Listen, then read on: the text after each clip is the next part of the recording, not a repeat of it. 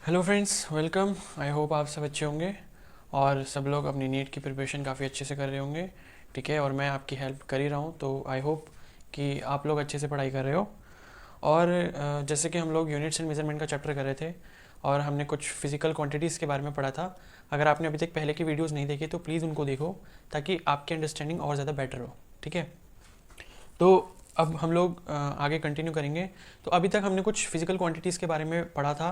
ठीक है, उनके बारे में समझा था कि उनका मतलब क्या होता है, उनकी यूनिट्स देखी देखी, यूनिट्स क्या क्या हैं। ठीक है, यूनिट्स बनाना हम अभी आगे सीखेंगे, जैसे जैसे चैप्टर में हम आगे बढ़ते जाएंगे। आज हम पढ़ने जा रहे हैं यूनिट्स एंड मेजरमेंट, मतलब स्टार्ट करने वाले हैं। अभी तक हमने कुछ बेसिक पार्ट पढ़ा था। ठीक है, अब ये वाला पार्ट करेंगे। जब यूनिट्स एंड मेजरमेंट मतलब थोड़ा और आगे चला जाएगा चैप्टर हमारा, उसके बाद हम लोग सेकंड चैप्टर से पहले ही हम लोग डिफरेंशिएशन, इंटीग्रेशन, ये सारे जितने भी मैथमेटिकल टूल्स हैं, ये सारी चीज़ें भी हम लोग सीखेंगे, क्योंकि ये इसकी भी ज़रूरत होती है।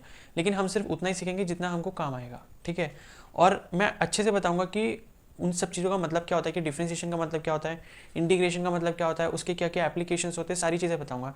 ऐसा नहीं है कि मैंने खाली फॉर्मूले रट दिए और आपको बता दिया कि इंटीग्रेशन कैसे करना है और आपने याद कर लिया। उस चीज़ का कोई फ़ायदा नहीं है, क्योंकि वो लॉन्ग टर्म तक आपको याद नहीं रहेगी।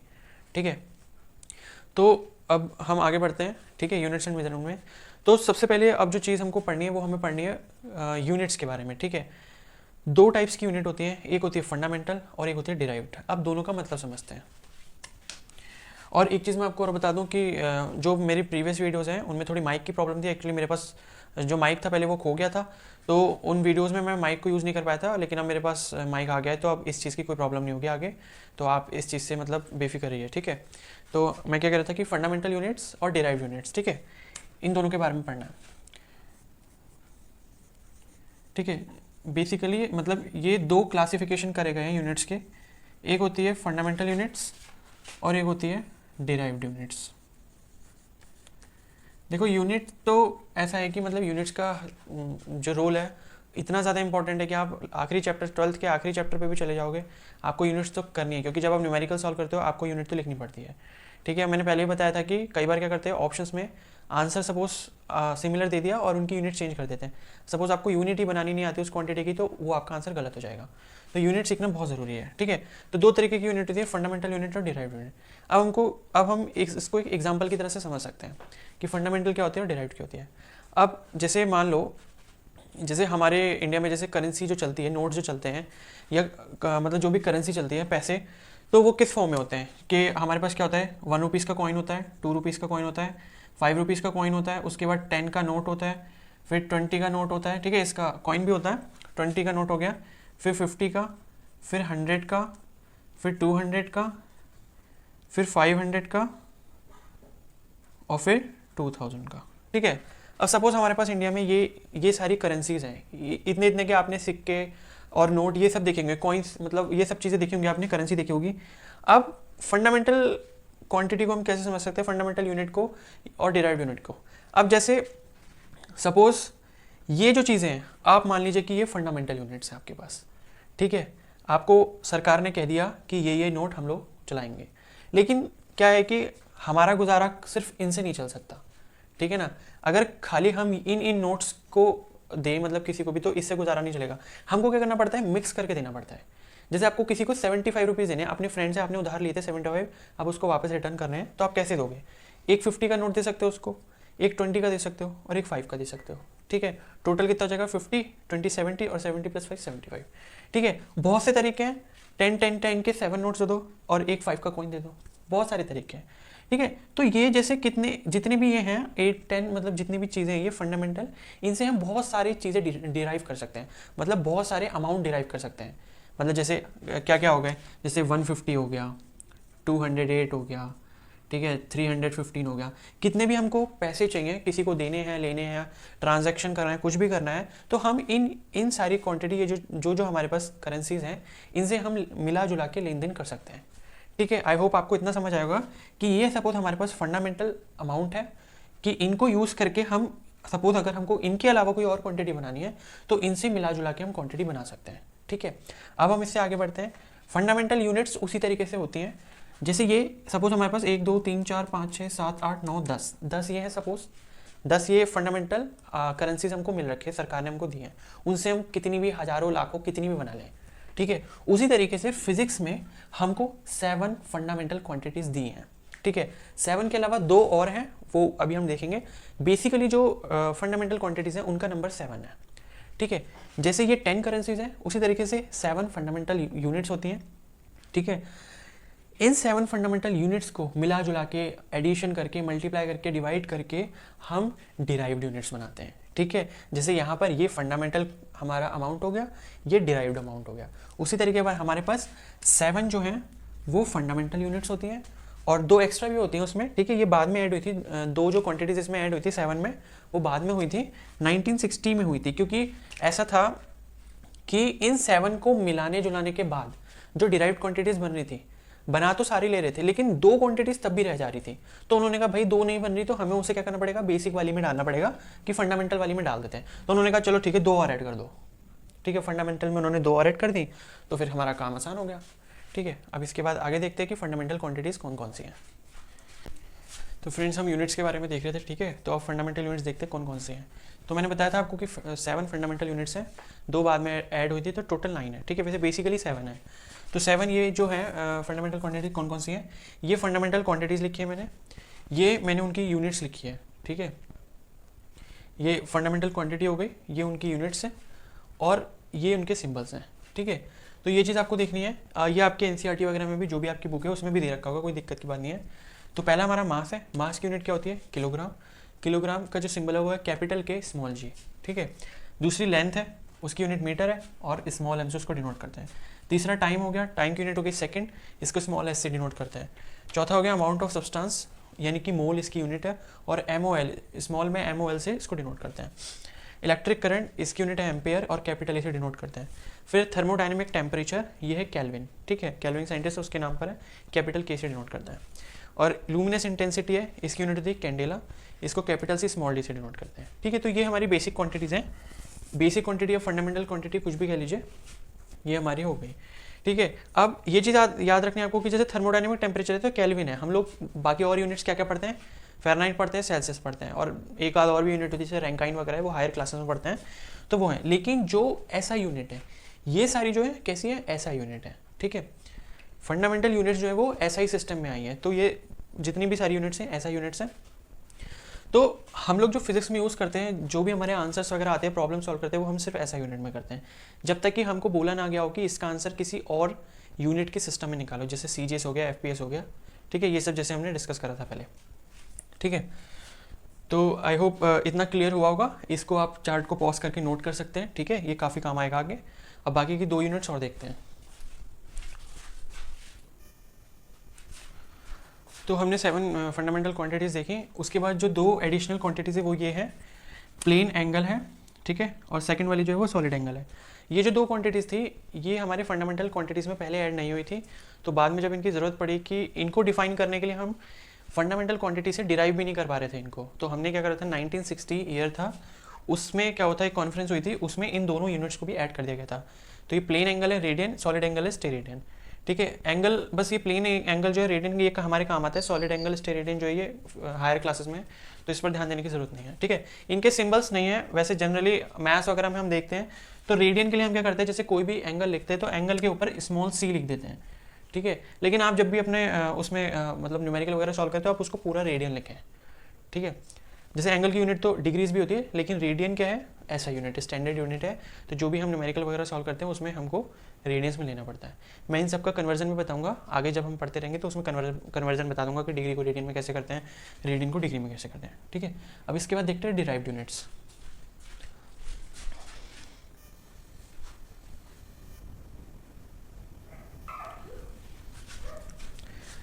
तो फ्रेंड्स हम लोग अब डिराइव्ड यूनिट्स पढ़ने जा रहे हैं, ठीक है। तो अब हमने जो भी फिजिकल क्वांटिटीज़ पढ़ी थी, ठीक है, अगर आपने वो नहीं पढ़ी हैं तो मेरी प्रीवियस जो वीडियोज़ हैं, 3 लेक्चर्स हैं, 3-4 जो भी लेक्चर्स हैं वो देख लो जाकर, अच्छे से समझ आ जाएगा, उनके नोट्स बना लेना, ठीक है। तो हमने जो भी क्वांटिटीज़ पढ़ी थी अब हम उनकी यूनिट्स निकालेंगे, ठीक है। मैंने पहले भी डिस्कस करा था कि उनकी यूनिट्स हम बाद में करेंगे, वहाँ पर लिख तो दी थी मैंने, ठीक है, लेकिन मैंने ये बोला था कि मैं बाद में बताऊँगा कैसे आती है, ओके।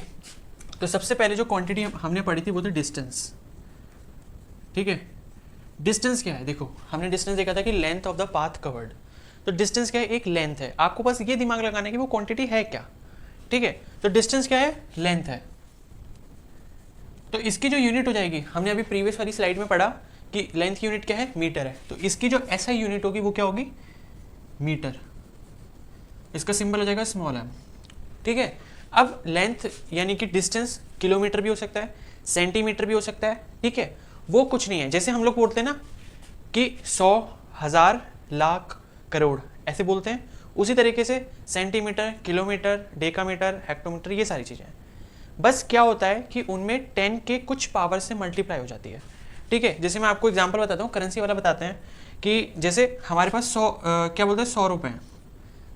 अगर मैं बोलूँ कि मुझे 1000 करना है, ठीक है, 100 से अगर मुझे 1000 बनाने हैं तो मुझे क्या करना पड़ेगा, 10 से मल्टीप्लाई करना पड़ेगा, यानी कि 10 की पावर 1 से। ठीक है, तब मुझे क्या मिलेगा, 1000। उसी तरीके से अगर मैं बोलूं कि मुझे 1000 से लाख बनाने हैं, ठीक है, मुझे मेरे पास सपोज 1000 के नोट हैं और मुझे 1 लाख रुपए बनाने हैं उससे, तो मुझे कितने नोट चाहिए होंगे, मुझे 100 नोट चाहिए होंगे। जब मुझे मेरे पास 1000 के सपोज 100 नोट आ गए तो 1 लाख रुपए बन जाएंगे। ठीक है, तो मुझे क्या करना पड़ेगा, 1000 को 10 की पावर 2 से मल्टीप्लाई करना पड़ेगा, तो मेरे पास क्या आ जाएगा, 1 लाख आ जाएगा। तो बस वही बात है कि जैसे डिस्टेंस की यूनिट लेंथ है, अब ऐसा यूनिट तो हमें पता चल गया मीटर है। ठीक है, हमें फोकस हमें ऐसा यूनिट पे रखना है, लेकिन कई बार क्या होता है क्वेश्चंस में कन्वर्जन हमें करने पड़ जाते हैं। तो उसी तरीके से अब हम बोलेंगे कि डिस्टेंस की यूनिट किलोमीटर भी होती है, क्योंकि भाई हम जब कहीं पर भी जाते हैं हमने देखा है वो माइल स्टोन्स लगे होते हैं, बोर्ड लगे होते हैं, लिखा होता है कि भाई दिल्ली यहाँ से इतने किलोमीटर है, गुड़गांव यहाँ से इतने किलोमीटर है। ठीक है, तो मीटर भी उसकी यूनिट है, किलोमीटर भी है, लेकिन किलोमीटर क्या है, एक छोटी यूनिट बन गई। जैसे 1 किलोमीटर हम बोलेंगे तो 1 किलोमीटर का मतलब है कि उसमें 1000 मीटर होंगे। ठीक है, अगर मुझे 1 किलोमीटर बनाने हैं मीटर से तो मुझे उसको 1000 से मल्टीप्लाई करना पड़ेगा, 1 × 1000, तो ये 1000 मीटर हो जाएगा, जैसे मैंने यहाँ पर बताया आपको ये नोट्स के केस में। ठीक है, तो बस यही होता है। ये सारी चीज़ें मैं अभी आगे मैं एक टेबल बनाऊंगा कन्वर्जन की, कि कैसे कन्वर्ट करते हैं कि 1 किलोमीटर में कितने सेंटीमीटर होंगे, 1 किलोमीटर में कितने हेक्टोमीटर होंगे, ये पूरा अच्छे से समझ आ जाएगा आपको, उसकी टेंशन बिल्कुल मत लेना। बस मैंने आपको यहाँ पर एक ब्रीफ इंट्रोडक्शन दे दिया है। ठीक है, अब डिस्टेंस की यूनिट हो गई। उसी तरीके से डिस्प्लेसमेंट जो था, डिस्प्लेसमेंट के बारे में भी हमने क्या पढ़ा था कि डिस्प्लेसमेंट भी एक तरीके का डिस्टेंस होता है, लेकिन 2 पॉइंट्स के बीच का शॉर्टेस्ट डिस्टेंस। ठीक है, तो ये भी क्या है, डिस्प्लेसमेंट भी क्या है, एक तरीके का डिस्टेंस हो गया। तो जो डिस्टेंस की यूनिट होगी वही डिस्प्लेसमेंट की होगी, तो इसकी भी यूनिट क्या हो जाएगी, मीटर हो जाएगी, क्योंकि डिस्प्लेसमेंट भी क्या है, एक तरीके की लेंथ है, और लेंथ की हमें ऐसा यूनिट पता है जो हमने प्रीवियस स्लाइड में पढ़ी थी कि वो मीटर होती है। ओके, अब इसके बाद आगे बढ़ते हैं। तो हमने डिस्प्लेसमेंट पढ़ लिया, डिस्टेंस पढ़ लिया, उनकी यूनिट्स पढ़ ली। ठीक है, कि हमने कैसे डिराइव करी कि वो एक लेंथ है, तो लेंथ की यूनिट क्या होती है, मीटर होती है। तो इसी तरीके से डिस्टेंस और डिस्प्लेसमेंट की यूनिट भी क्या हो जाएगी, मीटर हो जाएगी। ठीक है, टाइम की हमने देख ली थी, सेकंड होती है, वो फंडामेंटल यूनिट्स में आती है। अब जो अगली डिराइव्ड यूनिट है वो हम देखते हैं स्पीड। देखो, अब एक मैं आपको तरीका बताता हूँ कि हमें जैसे सपोज किसी की यूनिट नहीं आ रही, बस आपको उसका फॉर्मूला पता होना चाहिए, आप आराम से अपनी उसकी यूनिट बना लोगे। ठीक है, प्रीवियस वीडियो में देखना, आपने नोट्स बनाए होंगे, तो उसमें देखना कि स्पीड का जो हमने फॉर्मूला लिखा था वो क्या होता है, डिस्टेंस अपॉन टाइम। ठीक है, कुछ नहीं करना है, बस जैसे ये फॉर्मूला लिखा है। अब डिस्टेंस की यूनिट हमें पता चल गई है, क्या होती है, मीटर होती है। टाइम की यूनिट हमें पहले से पता है, फंडामेंटल यूनिट्स में देखी थी अभी पीछे, क्या होती है, सेकेंड। ठीक है, अब मीटर अपॉन सेकेंड है, इसको मैं ऐसे लिख सकता हूँ, मीटर ऑब्लिक सेकेंड। इसका मतलब सेम होता है, ये डिनोमिनेटर में नीचे सेकंड है, तो इसका अगर मैं एक लाइन ऐसे स्लैश करके डाल दूंगा तो इसे भी सेकंड कहेंगे। तो जब ये ऐसे लाइन आ जाती है या फिर ऐसे डिनोमिनेटर के नीचे आ जाता है तो हम इसको बोलते हैं मीटर पर सेकंड, कि इतने मीटर कोई भी ऑब्जेक्ट चला इतने सेकंड्स में या 1 सेकंड में चला। ठीक है, यूनिट सेकंड की बात हो रही है, स्पीड की बात करें तो यूनिट सेकंड, यानी कि 1 सेकंड में कितने मीटर वो ऑब्जेक्ट आगे बढ़ा। ठीक है, और इसका एक और तरीका है, ऐसे इसको लिख सकते हैं, सपोज ये मीटर ऊपर है और सेकंड नीचे, सेकंड की पावर देखो नीचे 1 है। देखो, अगर कोई भी डिनोमिनेटर में है, नीचे है चीज़ पावर में, अगर उसकी पावर कुछ भी है, पॉजिटिव है, नेगेटिव है, तो उसका ऊपर आकर जब वो ऊपर आती है तो उसका जो साइन है वो अपोजिट हो जाता है। जैसे यहाँ पर एस की सेकंड की पावर क्या 1 है, तो ऊपर आके इसकी पावर क्या हो जाएगी, -1। अगर सपोज यहाँ 3 होती तो यहाँ हो जाती -3, 2 होती तो यहाँ पर -2। ओके, आई होप आपको क्लियर हुआ होगा। ठीक है, स्पीड की यूनिट हो गई। उसी तरीके से वेलोसिटी जो है, वेलोसिटी क्या होता है, डिस्प्लेसमेंट अपॉन टाइम।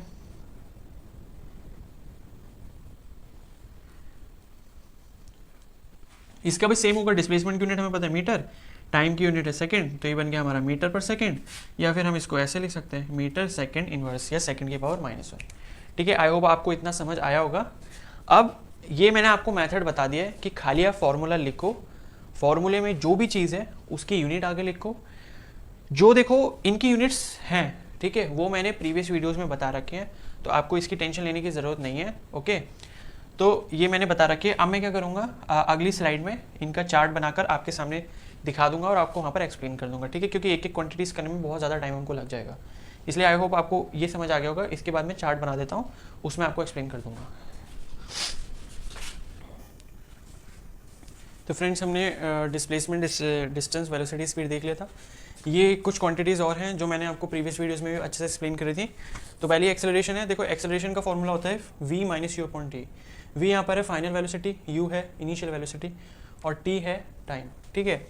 अब आप ये चीज़ ध्यान रखना कि कोई भी अगर सेम फिजिकल क्वांटिटी है जिसकी यूनिट सेम है और उसमें से अगर वही यूनिट की क्वांटिटी आप ऐड करो या सब्ट्रैक्ट करो, आपको वही सेम यूनिट मिलेगी, ठीक है। जैसे डिस्टेंस में से डिस्टेंस को माइनस करेंगे तो एक जो क्वांटिटी आएगी वो भी एक डिस्टेंस की क्वांटिटी होगी या लेंथ की क्वांटिटी होगी, हम कह सकते हैं। जैसे 100 मीटर लेंथ है, उसमें से 10 मीटर लेंथ अगर माइनस करेंगे तो क्या 90 मीटर बचेगा। अगर 10 मीटर ऐड करेंगे तो 110 मीटर बचेगा, ठीक है। या 10 रुपये से 5 रुपये आप माइनस करोगे तो 5 रुपये बचेंगे। लेकिन अगर आप बोलो कि $10 में से 10 रुपये माइनस करना है तो जीरो नहीं होगा, क्योंकि यहाँ पर क्या हो गई, यूनिट्स अलग अलग हो गई हैं। एक डॉलर है और एक रुपीज़ है। तो पहले आपको क्या करना पड़ेगा, $10 को रुपीज़ में कन्वर्ट करना पड़ेगा, जो अप्रॉक्सीमेटली 700 रुपीज़ होंगे। अगर हम 70 रुपीज़ का $1 कंसीडर करते हैं तो 700 में से 10 जब माइनस करेंगे तो 690 रुपीज़ बचेंगे हमारे पास, ठीक है। तो यही चीज़ मैं आपको यहाँ पर समझा रहा हूँ।